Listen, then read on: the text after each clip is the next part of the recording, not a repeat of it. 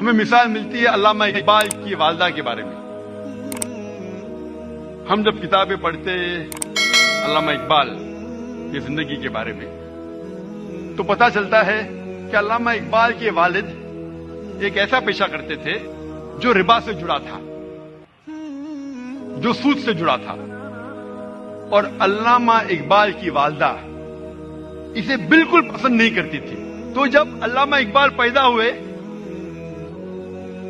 علامہ اقبال کی والدہ نے اپنے چھاتی کا دودھ، اپنا دودھ اپنے بیٹے کو نہیں پلایا۔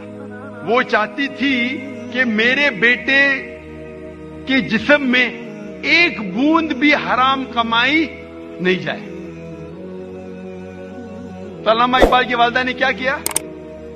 اپنے زیورات بیچے جو خود کے تھے، الحمدللہ حلال کمائی کے تھے، زیورات کو بیچ کے ایک بکری خریدی اور اس بکری کے دودھ سے پرورش کی علامہ اقبال کی، اور اللہ نے پھر ان کے شوہر کو ہدایت دی اور وہ بھی سیدھے راستے پہ آ گئے، اور پھر اللہ نے ایسا شخص، علامہ اقبال جیسا شخص بنایا۔